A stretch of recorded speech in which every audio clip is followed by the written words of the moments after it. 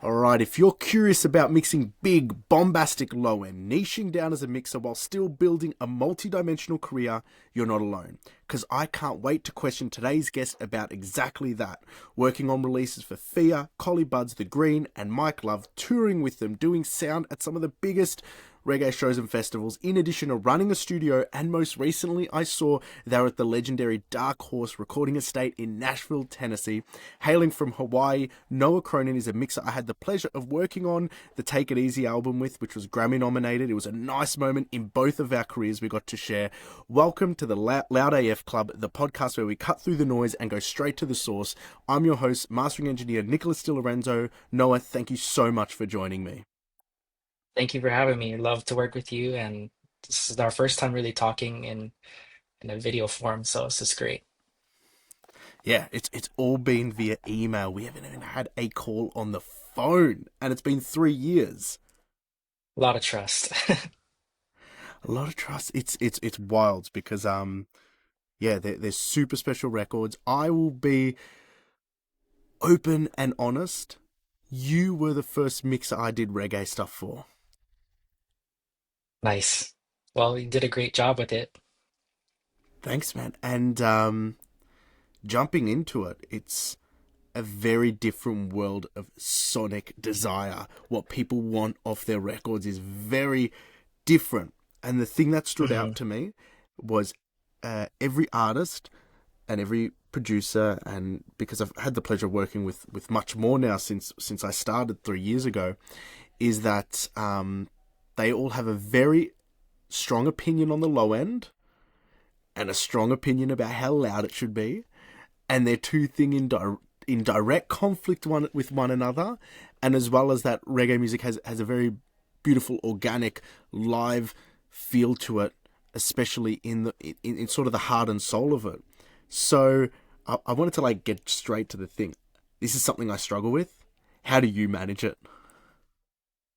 It's been a struggle for a long time for me, like 15 plus years of figuring it out, and a lot of it had to do with just acoustics, but yeah, maximizing low end and loudness, and like we've, I think what worked out so well with you as a mastering engineer is like a lot of these reggae artists will want to send it to the best possible mastering guy who does all the high level pop stuff. But a lot of times, what would happen, we would get this squashed, super loud mix back, but it lost like the deep, punchy feel um, that kind of holds reggae down in a way, in a good way, like the feeling, and like it's pretty hard to preserve that. And there's some artists who still want to maximize loudness, but it's really fine line of like kind of ruining the feel of the mix. And you've done a great job with that.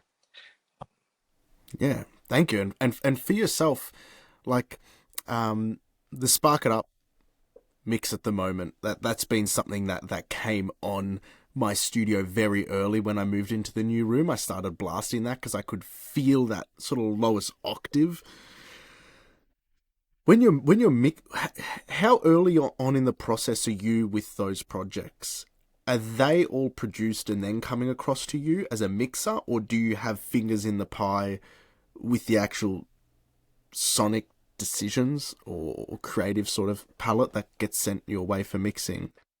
Most of them are already pre-produced. Some of them I got to be in the studio with them on and like helped, find a better sample or something. But sometimes we don't know where they're making the song or recording it. It might be on the bus, um, in a hotel room, or just on some small speakers where you don't even know what the low end is doing until it gets in a studio like mine or yours.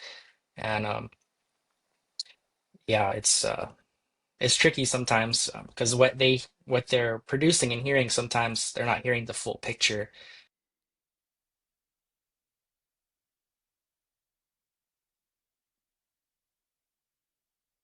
Can you still hear me? I can still hear you. Said what they're recording and producing, they can't hear the full picture. Yeah. Yeah, sometimes depending where they are, like if they're on the bus, with just headphones, and then the bus's generator is going in the AC, or if they're just in a hotel, just trying to make a song in general. So, um, Yeah, not always involved with it from the beginning, but sometimes. Yes. So then, what elements then, in terms of a reggae song coming into mixing, what elements need to be tight for that mix to sort of sing? Definitely the drums and bass, and especially the kick drum and the bass, and that's I like to get fat deep kick drums and I like to get fat deep bass and trying to it's a lot of it has to do with just how it's played. But as I've gotten further along, I realize that the more I mess with it, sometimes it's making it like worse. It has to kind of sit naturally, and maybe there's just one frequency that has to get sucked out in a certain range for them to play nice. It's not always crazy side chaining and stuff like that. And then, how do you? This is something I've battled with, at least mastering these reggae records as well. Is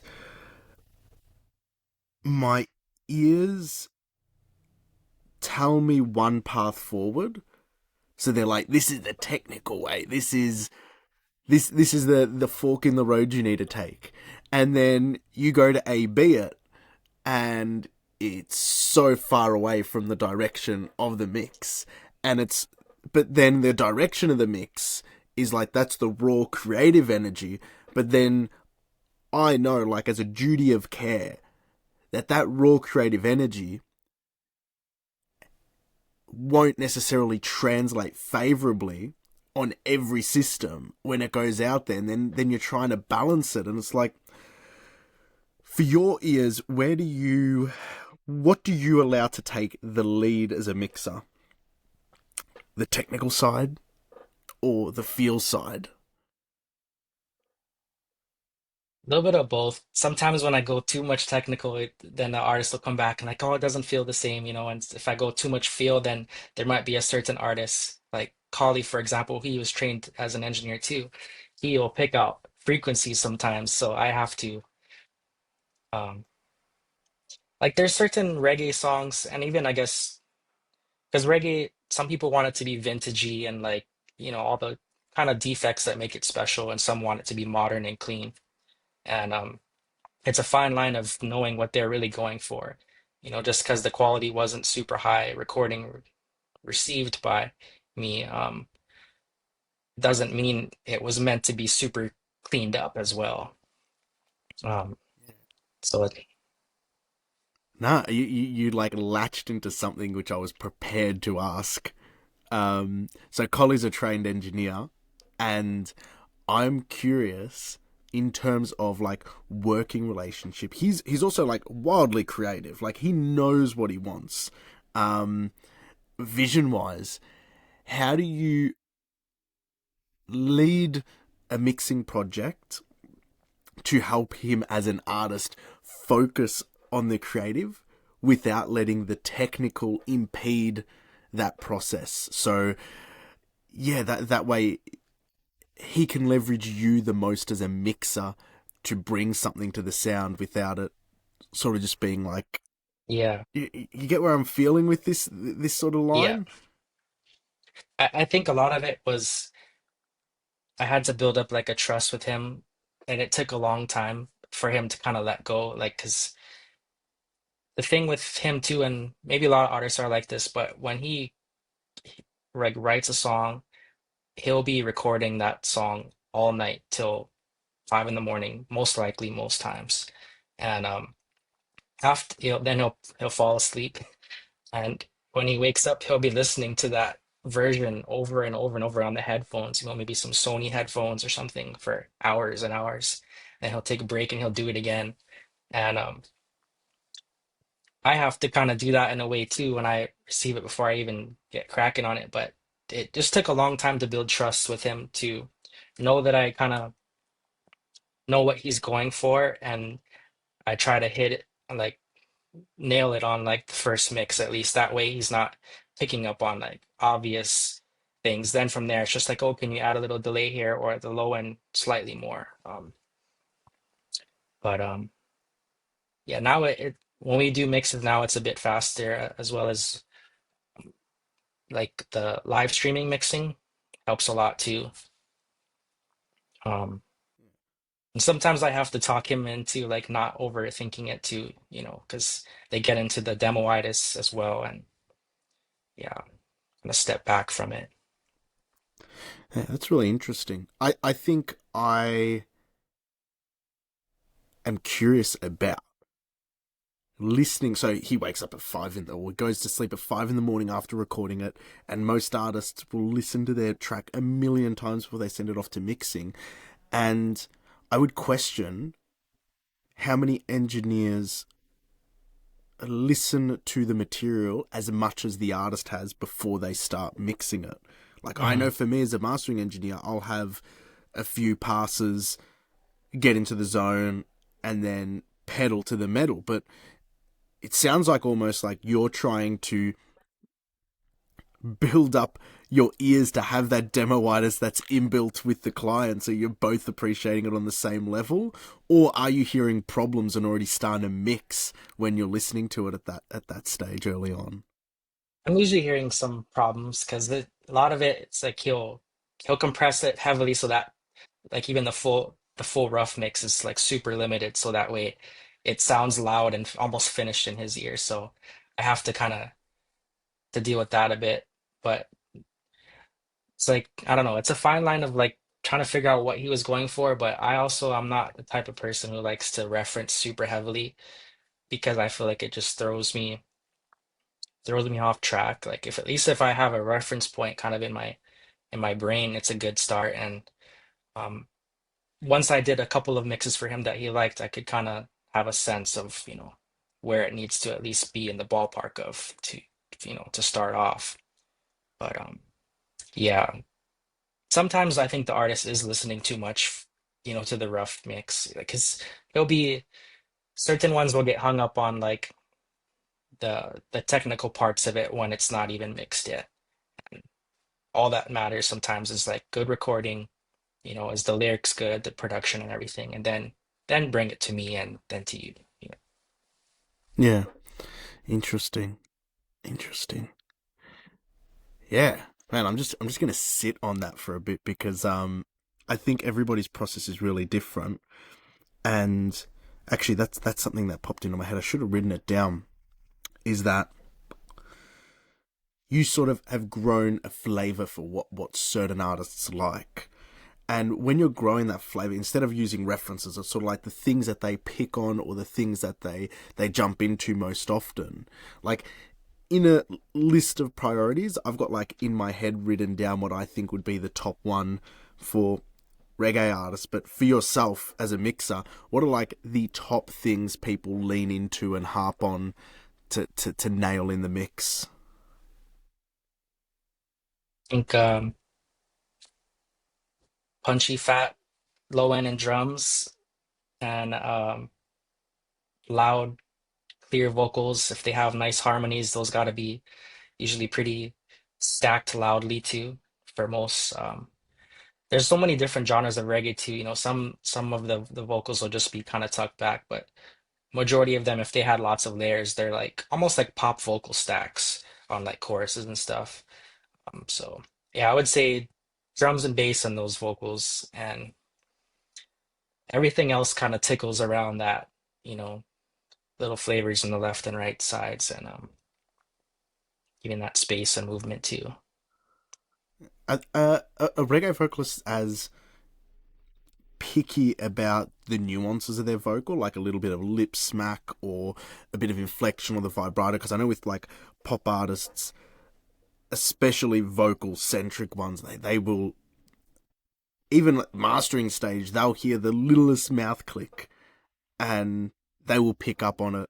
Even if it's the 10,000th time they've heard and they haven't heard it before, they'll find it. So I'm just curious, Yeah. is that something you guys dig into a lot, or is it a bit more on the wayside? Sometimes like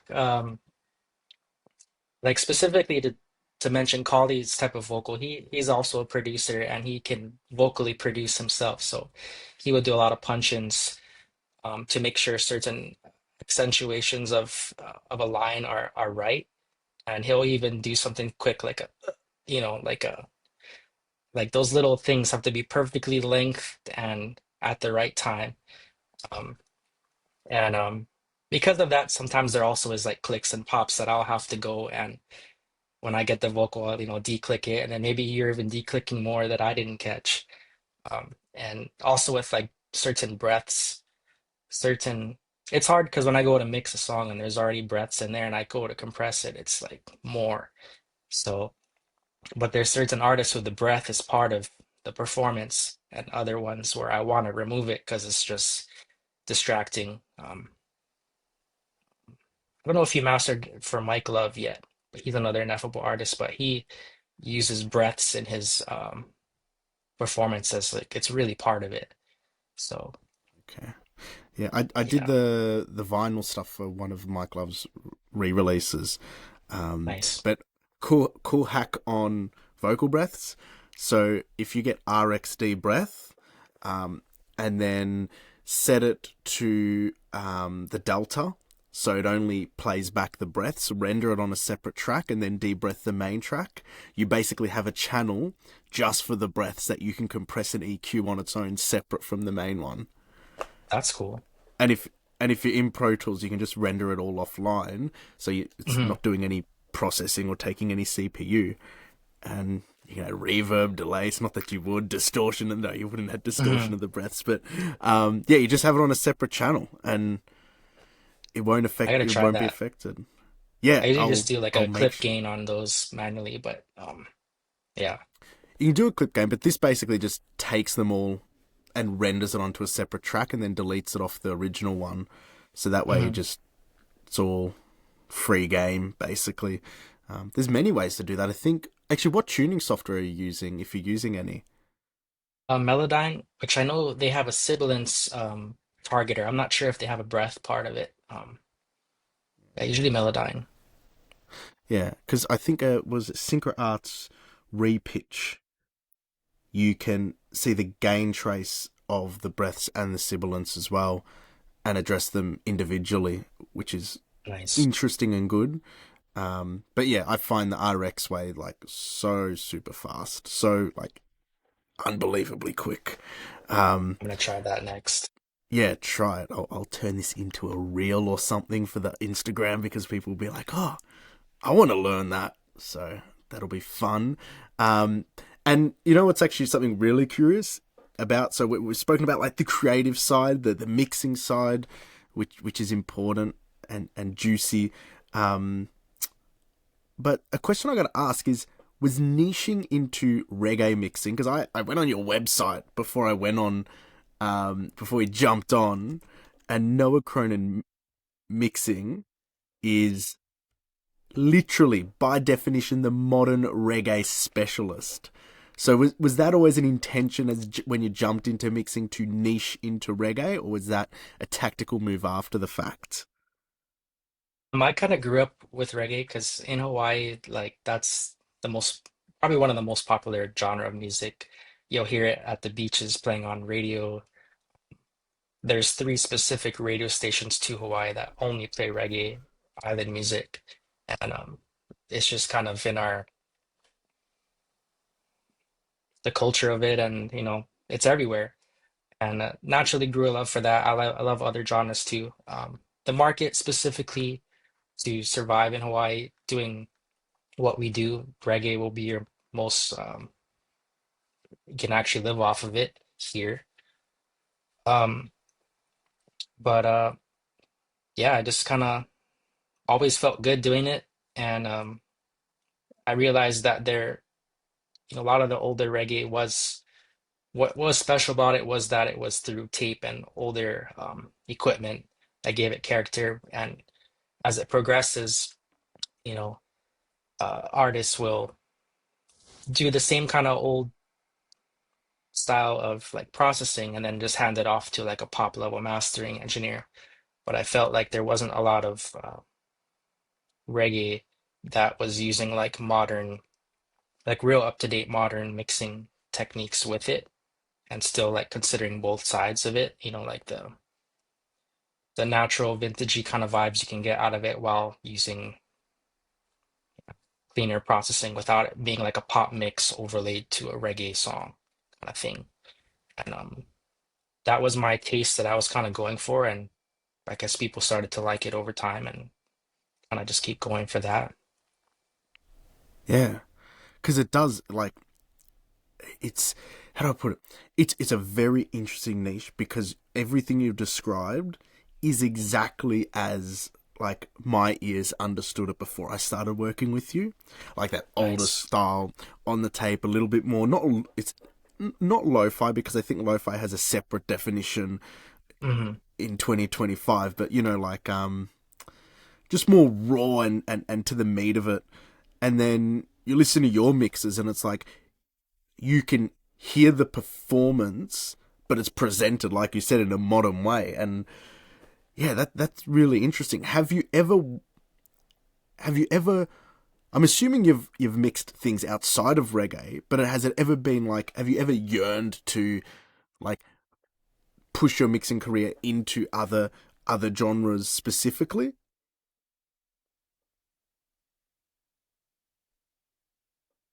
It's not like I want to leave reggae. It's like I do want to do other genres, and I do get to work on some. But the reggae has been steady enough to keep it entertaining and progressing. And I really love like R&B and like hip hop kind of music too, where it's like just a simple beat and like a real padded, chorded kind of feeling with it, and you can do a nice thing with vocals in a space that occupies it. Because reggae is so busy, like the everything has to be kind of present, like the drums, the vocals, the keyboards, everything is very rhythmic. So to get everything to come out in a clear way and still have space and stuff occupying the back like a pad is like you almost have to squish it all, but if you overdo it, the feeling is gone too.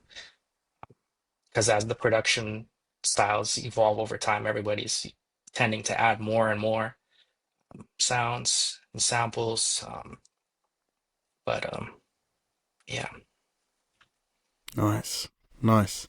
That's really interesting. And another thing like about the reggae community I've noticed is that number one, everybody knows everybody, but it's really way more wider reaching than just Hawaii. Because for me, it's like as I say, I'm not trying to like be ignorant on purpose. It's just like I'm just being as truthful as I am to the matter of the fact. Is like beforehand, if you asked me about reggae, I knew reggae beats like as a drummer and Bob Mhm. Marley records. And that's like Yeah. that's the full breadth of it. But then I'm like as a community, having worked with you guys and Ineffable, um, it is so wide reaching. Like even in Australia and New Zealand, like, especially New Zealand, but like there's such a big New Zealand community in Australia. It's like everybody's on it, and it's like it's incredible to see. Like as a music community, it's not silos. It's really global, which is incredible. It's still growing and evolving, and I think it's going to be evolving for a long time because now there's like subgenres of reggae where you have the island, you have more there's California roots reggae as they call it. It's a bit more rock influenced. There's country reggae is becoming a thing now. I don't know what else is coming next. There was a period of like kind of dubstep mixed reggae when dubstep was a bit more, you know, hyped up. So I think people will get attracted to it either subconsciously through hearing a Bob Marley song in a movie or a genre they already like might turn into kind of a reggae-fied thing that, yeah. Yeah, and yeah, I'm just sort of going on my appreciation side of things because it's cool. I can play a reggae song and I know it won't turn anybody away. Like when like let's say in a communal setting and you want to play some music or something or put something on. I've never went to any reggae song on my playlist, and most of them are the ones I've worked on, and been like, Hmm. this is going to turn people off, or this is going to be too much for somebody to listen to, or this is going to be too sad, or this is going to. It's like, I don't know, for me, it's always pocketed beautifully, like feeling wise. At It's least usually the just stuff I've like, had that yeah, opportunity. feel good music overall is what it tends to be. You couldn't, I don't know if you could listen to it all day. You definitely want to change it up, but if you hear it at a party or something, it's just the vibe is good, usually, you know.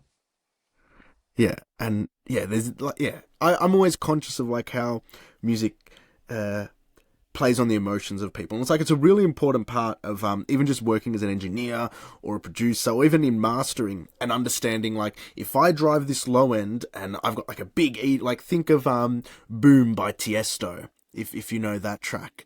Um and the low end is big and bombastic and it's got scary like orchestral sections and it's a dance track. It's high energy, but it's meant to evoke that emotion and you can't always have that emotion playing. So as an engineer, like leaning into reggae, it's like just let the music sing, make it sound good and happy, and like everybody's down for it. You know, so that's always interesting. So yeah, that really like sums up me understanding at least you as a mixer jumping into that role. Like it's purely just like osmosis in terms of you're in the space physically in Hawaii. It's what you grow up in. It's what you know. It's Hmm. what you live and breathe. So it just was natural progression.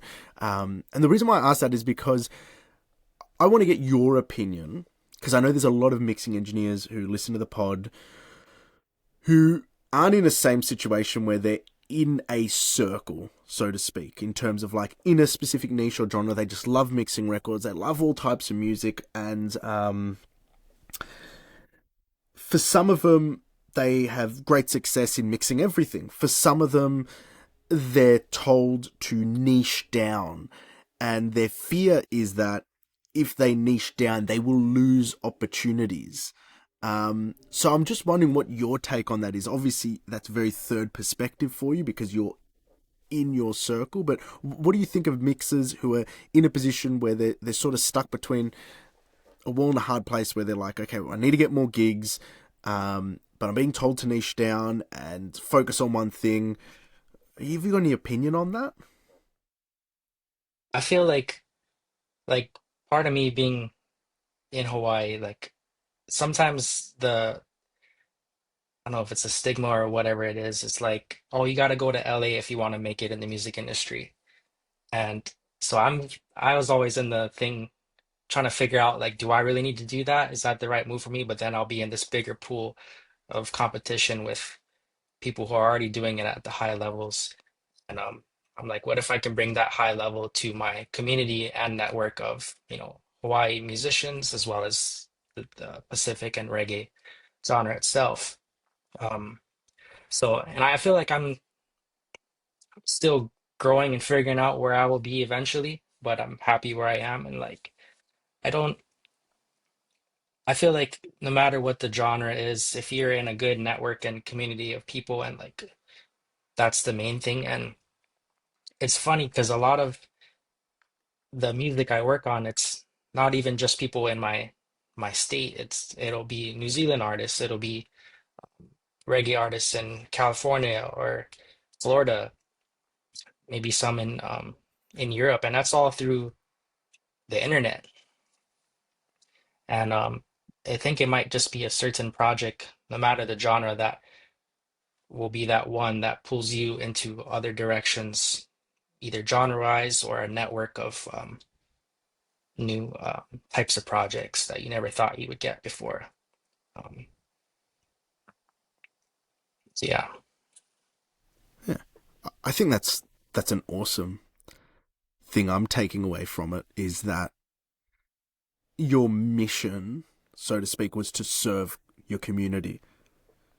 In terms of, uh, how do I put it? I, in my career, I've went outwards to serve because I'm like, uh, the records I want to work with, the producers I want to work with, the engineers I want to work with, are all outside of Australia. They're all in LA. hmm They're all in on the East Coast. They're all in Canada or Europe or um, London, UK. So my goal has always been to network outwardly to have those opportunities to work on those records. Whereas yours was sort of like, okay, you're told one thing, if you want to make it, you got to go to LA, which is common. Doesn't matter if you're in Hawaii, doesn't matter if you're in Melbourne, Australia, doesn't matter if you're in Dubai. Like, everybody's like, Hmm. gotta go there. But Yeah. your take on it was less about sort of the self-service, but like sort of what can you take of those values and bring to your community. And I'm curious, like, if you could break it down to a core of like, what were the values that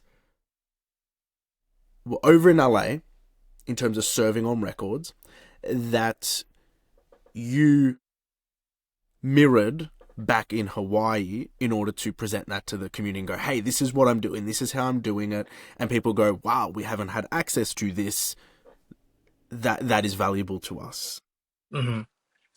Yeah, I feel like I always wanted to work with like artists like at Bruno Mars level, high level stuff, but the most rewarding has been because I started as a producer as well, building up artists from nothing and seeing their progression was into being able to tour and stuff has been the most rewarding for me.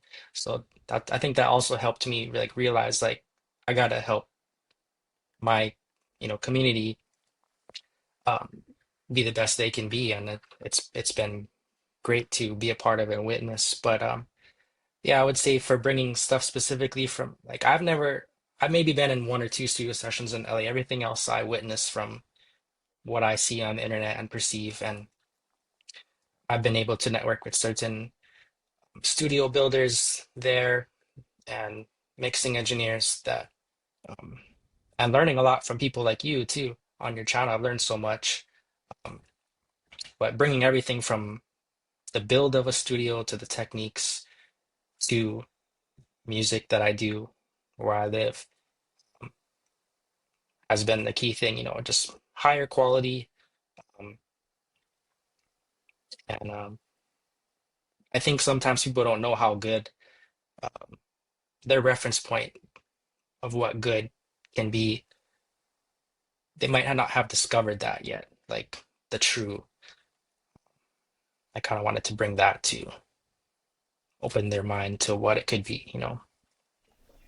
Wow. And in part of that discovery, there would have been like a lot of development for yourself as well. So it's not like it was, yeah, that's really cool. That's really cool. So learning and from the outside in. So Mhm. seeking that knowledge and going out to find it, not necessarily in a physical sense on a plane and heading out there, but like having that curiosity to this is what it is now. Is there better? Is there, how can we build it? How can we offer it? That's really cool. And then something I want to step into a little bit is, so building up artists. Is that from being there for them as a mixer, or is that more than that? Is there more you're doing behind the scenes in that sense? Nowadays, most of what I'm doing is mixing. I started off as a producer and like I got interested into all this because I wanted to sound like what we heard on the radio and we would play the same chords and tempo, but it never sounded as good. So from a young age, I got on that quest of like, how do I sound as good as that? And then the my target of what I was trying to reach as far as sound quality and stuff like that raised over time. But I was always a producer and I didn't really make my own songs as an artist, so I wanted to build with people. I couldn't do it all myself. So that's how I got into that kind of mindset, I guess, because I was forced to as well, you know. Um, and then now, yeah, for mixing, there's a lot of times artists just send me songs and I just do the mix and give it to them, and you know, they have to do what they have to do to market it and put it out. But other ones will ask me advice and stuff too, and because I have some knowledge of how to put out projects and strategies, I'll offer that too. But it's changing so quickly, even month to month, how to put out music, mostly in the psychology of how music is going to be, in terms of being viral or what social media wants to see is a whole nother thing. But technically, it kind of changes quickly too. Yeah, nice. That's a lot to take track of, especially the social media side and actually managing, or not managing, but like uh, being a conduit for advice or there for an artist on how to release a song because it does. Number one, it changes exceptionally quickly, like it changes wildly quickly. But number two, um, what artists want out of a record and what the reality is are often two different things. And it's not to say a record is bad or the artist isn't well intentioned. It's just like, you know what? I'm gonna take some quotes from your website about watching the waves come in. Some days it's scrappy and there's just bad set after set, and then some days it's good and your surfboard is the song. And if you go out on a good day, man, it's gonna be a ball. But if you go out on a bad day, it doesn't matter how you're geared up for it. It's just not gonna land. So thanks for the inspiration for that analogy. I think your website's awesome, by the way. It's Thank you. it's so good. Did you do that website? I have two right now. One is newer. My name, noahcronin.com. I Is had that the a newer one? That's the newer one, and then I have the other Good. website, C Major 7. That's my studio and I'm kind of looking at operating under both. yeah, I'm looking at noahcronin.com and it is golden. The only thing it's missing is a big head and some artwork, as in some cover art.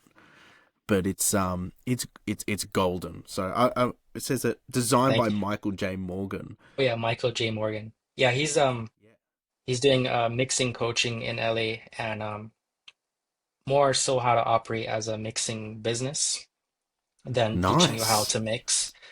So he started doing that early this year, and Good and on he him. also did That's a awesome. design as part of that as well. Yeah, it was really cool. Yeah, I think he's that website is golden. Like golden. I know exactly who Noah is just by looking at this website, which is great. Right on. So hats off to him. And then you talk about your studio C major 7, and this is where things get a bit crazy towards the end of this episode because I want to break down how you're mixing records like crazy, number one, and maybe you can tell us how much you're mixing each year. Then you've got all the live stuff. Then you've got the studio. And I think I wrote down something else that you. Oh, and then I saw you were out in Nashville with Collie. It's a lot. It is an incredible amount. Can you break that down for all of us? Like, why, how, and is it evolving into like such a multi-tentacled business? I think my interests span across a lot, but in the music in general, I've probably worn almost every hat there is, from performing to producing to like A&R to uh, front of house at shows, putting on a show I've done a few times. It's part of it because my interest in it and seeing what I can do, and the other part is you kind of have to do a lot of things when you're starting out. If you're trying to just be like I feel only as of this past 2 years, I've been able to live off of doing mixing mostly. And it took me a long time, almost 16 years to get to that point of figuring out, okay, this is what I seem to be most good at right now. I should start to build the studio more to be mixing um, and stuff like that. And getting into live sound and touring was all because I had to do an internship and get a lot of hours for my college. And I knew I wouldn't get enough in a studio in Hawaii because there's only like two studios back then. And ended up loving live sound. And yeah, now my life is like I do one or two tours a year. I'm doing front of house and produce maybe one or two projects that I'm into per year. And the rest is mostly mixing and some mastering on the side as well. Um, but yeah, it's a lot. Um, It is a lot because does it put you in positions where you have to say no to things? yeah, because yeah, people will want me to go on tour, and I was like, how much do I want to be away from home, but also away from the studio because I won't be able to mix a project. And sometimes if I stay home just to be available to do mixing, maybe I don't get a project. So have to fill in the slots with maybe local gigs as a sound guy.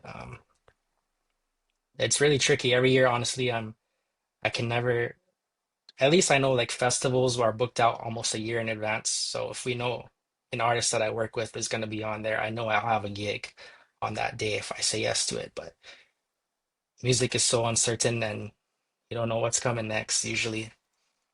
Yeah, that's crazy because and the reason why I say that's crazy is because you seem like somebody who leads with their passion. It's like it's not a numbers game. It's not like, oh, how many mixes can I smash out? How many records can I Mhm. do? How many, like how many tours can I? Like, it's not a numbers game for you. It's a purely like, I am doing these things because I enjoy them. But then in the same respect, you don't want to say, you don't want to build up any resentment in the process to saying yes to something or no to something, and then as a Yeah, byproduct of that, like you said, you say no to a tour and then you're sitting on your ass for 2 weeks and you're like, oh, only one mix came in, what the hell, I'm yeah. kicking myself. And like, do you have any definitive filters that you use, or is it just sort of a logistical thing? Like, I know it's a festival, that's cool, that's packed away, and I'm done for live. I'm in the studio mixing. Like, how have you? What are some of the nuances that you've built up over that time?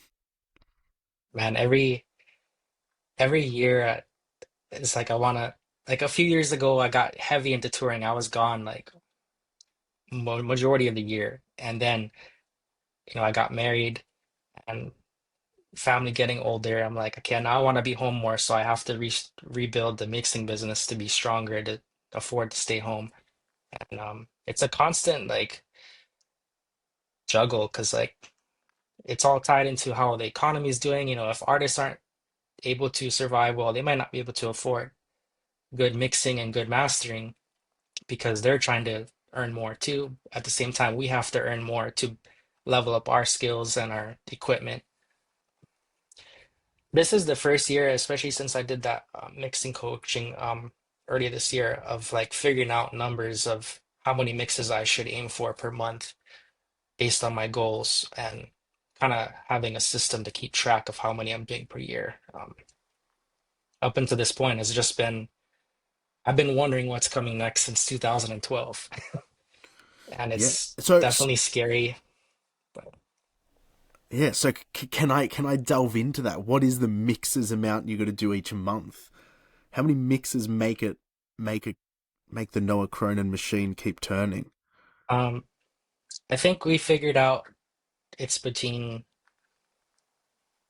like 10 to 16 a month, and more or less depending on the amount of that each project is able to pay. And it's also a fine line of like how I love mixing. I want to be doing it as much as possible, but I still do need the ear breaks and the mental breaks to do it at the level that I want to do it at. So over time, that number is probably going to have to go down, but that almost means I have to do an album a month at least, if it's just mixing. So with doing that plus a couple of sound gigs per month or a festival, maybe it all works out. And that's an interesting balance, and I think that's something that's hard to appreciate because, like, scales of economy, in terms of like, you break it down, you look at a year and you're like, how many mixes do I have to get through the year to make this all work? Mm, And how much time, effort, and energy. I think energy is a really important factor people don't understand about mixing a record.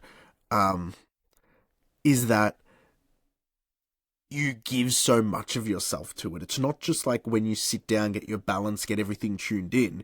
It's like, wait a second, there are the revisions, which often are very easy, but sometimes it could be last minute. The album's going out next week. They're going to update the file to DSP, and they've recorded a new harmony vocal, and it's coming in. And the energy, because you want to make that change and satisfy the client, is taxing. And doing that across multiple projects at one time is really difficult. So, I just wanted to highlight that, because for people in the game who go through these peaks and lulls, we know what it's like to burn out. I want to highlight that for people starting out, because there's a lot of aspirational work on so many records and do so much mixing and be in the studio 24/7 that they don't respect their own space and energy. And when that burnout hits the first time, it hits hard. And that's just good to highlight that. And it's interesting to hear that you've got a system or a scale in place to understand, okay, this is where my step down level is. I need that space in order to perform, because I myself did that. When was this? Slightly post-COVID. I think I was at a point where I was doing like 9 masters a day, which was like, I did it because it was there, and I didn't have to, but I just was sort of like, that's my scale. And then I realized that is not my scale. That is ridiculous. So now I float between 4 to 6, and I'm comfortable. And even if I do a day of 4 masters, I am over the moon, because I've gotten to focus all my energy and really get into it. But yeah, the energy tax is something people don't. Yeah, I try to conserve it pretty strongly these days, and yeah, it's so hard because yeah, with those revisions, you don't know if you're gonna have to do any revisions or you're gonna have to do 2 or 10, and to keep that time available to be there to do them, everybody's um I'll do as many revisions as I need to till it's done, and I don't want someone to have to. I mean, everybody's gonna be different with that part as a mixing engineer, but yeah, conserving the energy. It's hard to do. I don't want to have to do so many mixes or whatever I'm working on in a day and like have to force myself to listen critically. Like I want to just feel good, like I can do it, because sometimes the passive listening where you're not truly focused on it, if you have that time to like sit in the back of the room and kind of maybe read a little bit and then something will stick out to you, will help you more than just on the headphones like this for hours. Um, So anything from ear breaks to ice baths to coffee breaks, taking a walk, all those things are so helpful to being in nature to revive your ability to hear and listen. Yeah.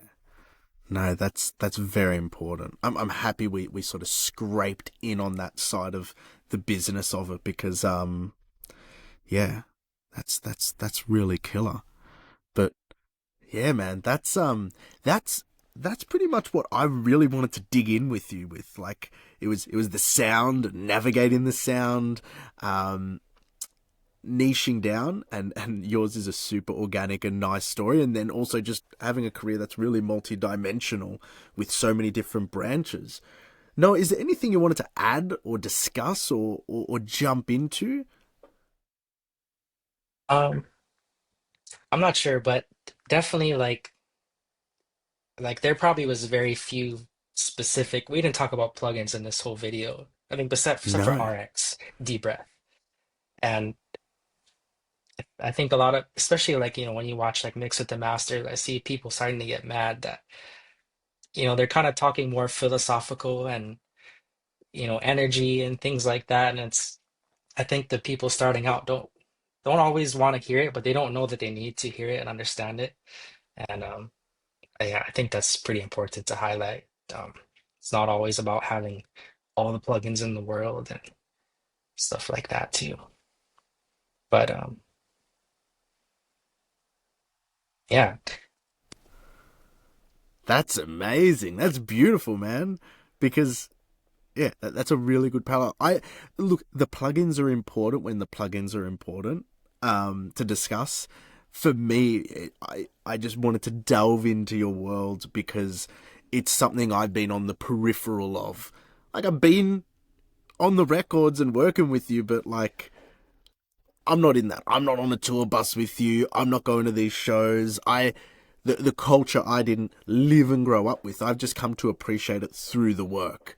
Mm. And it's as a mastering engineer, it's been a very I've really appreciated actually ineffable one of the most incredible teams I've had to work in adjunct to or parallel to because they their primary concern is the artist. Like, that's awesome. And everybody on the team are not rude, but they also push for what they want, which means as an engineer on my end, I've had to, on some instances, not that they tell you off, but it's sort of like, I need to adjust my ears. I need to appreciate this in a different way. And that's been the sort of learning curve for me, which I've enjoyed because it's allowed me to reach into these records in different ways. And as more reggae stuff have hit me, House of Shem, I think it's Cheomak, I can't pronounce his name. Jamaica? Yeah, it's a tricky Teomeka. one. Uh, he's been sending me stuff, and it's been exciting because so many of the lessons I've learned and the parallels I've been able to reach into to his records on and do, which is like, it's I wouldn't call it a superpower, quote unquote, but it has been a nice branch to my skill sets that I've been able to develop a palette to, which I think is really unique and not something everybody gets to experience. So I Yeah. want to thank you for being part of that journey because I just feel like this really great camaraderie, especially on the Noah record, not the Collie record that got the nomination, and there's a sort of beauty in putting a piece together like that and having it recognized by peers. So with that, I think the most beautiful sentiment I can just say right now to you is thank you. Thank you for coming here, chatting today. Thank you for the opportunities where we've been a part of together because it's just been exceptionally pleasant and nice to do that all alongside you, man. Same here. I gotta thank you also. I mean, this you are the first mastering engineer where I mean we're getting to the level of we're doing a video together right now, and I think the understanding you have of how everything works, and I think it aligns well with what I was saying and feeling, and that's why artists keep wanting to use you as well. And after I heard the first or second master of the songs that we sent you, I honestly haven't. I don't go and listen to them in my studio after that because we have different acoustics and stuff too. But I trust and know that it's gonna be done right with you. And so certain mastering engineers, like I said, will come back squash, and then I'll have to we'll do revisions and we'll have to check every time. Um, but now it's like if the artist is happy. I heard the first couple ones how your approach is and you're delicate with it where it needs to be and helpful when there's something maybe I missed or something like that. I know it'll be good. Awesome. Thanks, man. Well, much love to you. Thanks for coming on the pod. You can catch Noah Cronin on his Instagram handle. I hope I've got it right. Noah_Cronin. And yeah, amazing chatting with you. And thanks to everybody who joined us on the pod. Thanks for all the love people have been giving us. And yeah, until next time. Yes, thank you very much. And thank you for your awesome YouTube channel. That's how I'm as good as I am too. I've learned so much from you. Yeah, always tuned in. Beautiful. Thank you, man. Thank you.